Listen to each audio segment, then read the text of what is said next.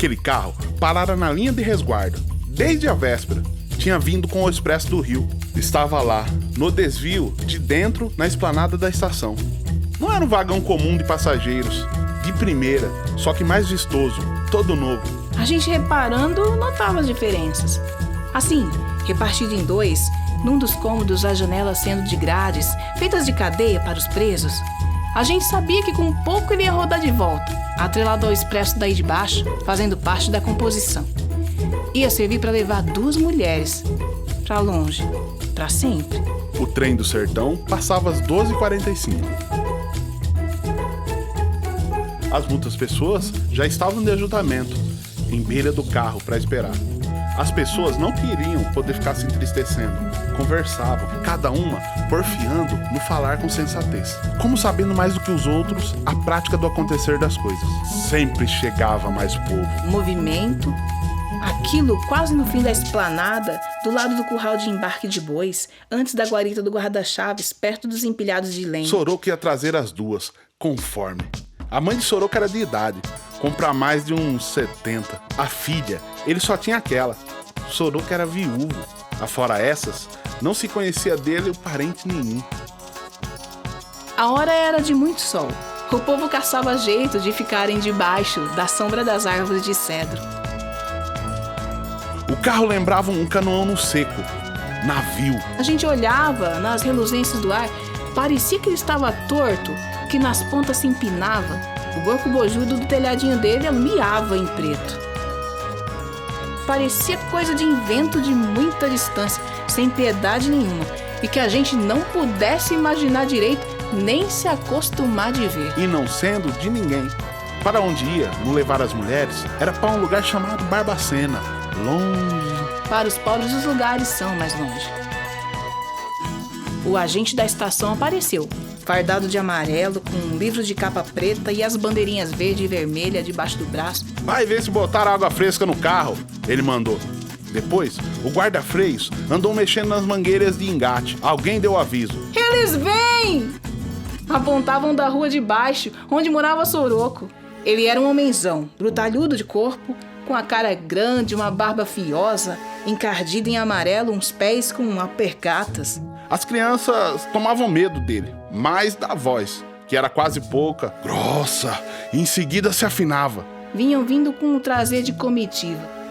A filha, a moça, tinha pegado a cantar, levantando os braços. A cantiga não vigorava certa, nem no tom, nem no se dizer das palavras, o nenhum. A moça punha os olhos no alto, que nem os santos e os espantados. Vinha enfeitada de disparates, num aspecto de admiração. Assim com panos e papéis de diversas cores, uma carapuça em cima dos espalhados cabelos, enfunada em tantas roupas ainda de mais misturas, tiras, faixas e penduradas virundangas. Matéria de maluco. A velha só estava de preto, com um fichu preto. Ela batia com a cabeça nos docimentes. Sem tanto que diferentes, elas se assemelhavam. Soroco estava dando o braço a elas, uma de cada lado. Em mentira, parecia entrada em igreja, no casório. Era uma tristeza, parecia enterro.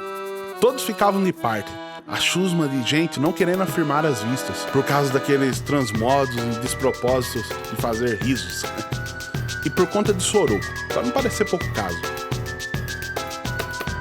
Ele hoje estava calçado de botinas e de paletó com chapéu grande. Botara sua roupa melhor, os maltrapos.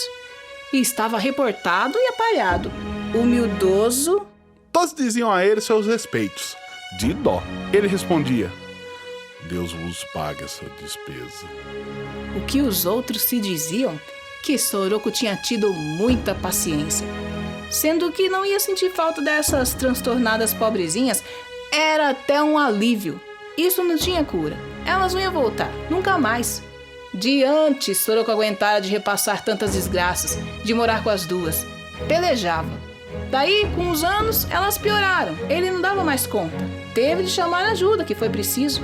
Tiveram que olhar em socorro dele, determinar de dar as providências de mercê. Quem pagava tudo era o governo, que tinha mandado o carro. Por forma que, por força disso, agora eu ia remir com as 2, em hospícios. o se seguir. De repente, a velha se desapareceu do braço de Soroco. Foi se sentar no degrau da escadinha do carro. Ela não faz nada, seu agente. A voz de Soroco estava muito branda. Ela não acode quando a gente chama. A moça, aí, tornou a cantar, virada pro povo ao ar. A cara dela era um repouso estatelado. Não queria dar-se em espetáculo, mas representava de outroras grandezas impossíveis. Mas a gente viu a velha olhar para ela, com um encanto de pressentimento muito antigo, um amor extremoso. E principiando baixinho, mas depois puxando pela voz, ela pegou a cantar também, tomando exemplo a cantiga mesmo da outra, que ninguém não entendia. Agora as duas cantavam junto, não paravam de cantar.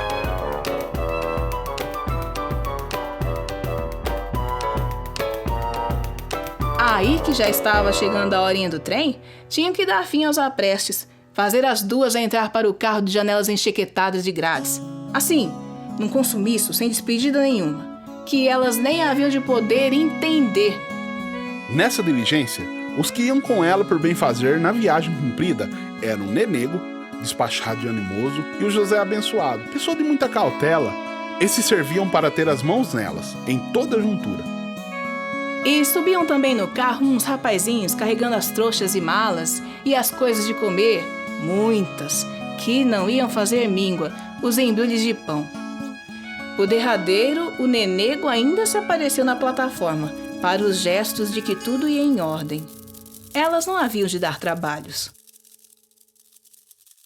Agora mesmo, a gente só escutava a corção do canto, das duas.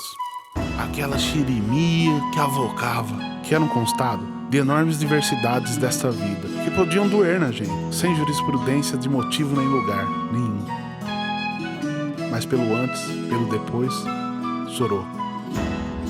Tomara que aquilo se acabasse. O trem chegando, a máquina manobrando sozinha para vir pegar o carro.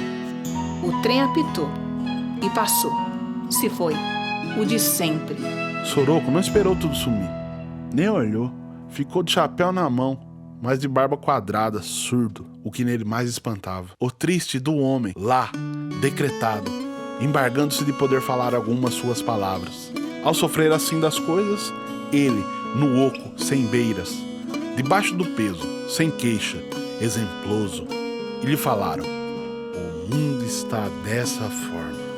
Todos, no arregalado respeito, tinham as vistas neblinadas. De repente, todos gostavam demais de Soroco. Ele se sacudiu de um jeito arrebentado, desacontecido, e virou para ir-se embora. Estava voltando para casa, como se estivesse ido para longe, fora de conta. Mas parou.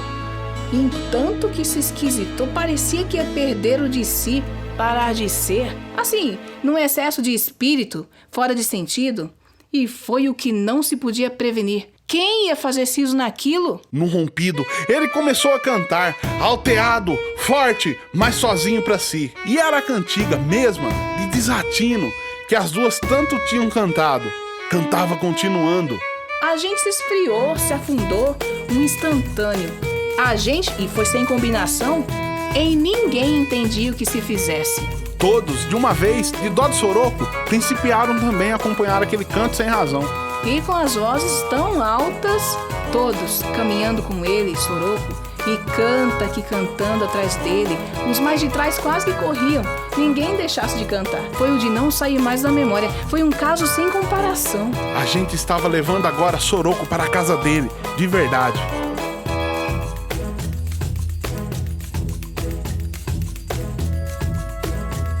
A gente, com ele, ia até onde ia aquela cantiga.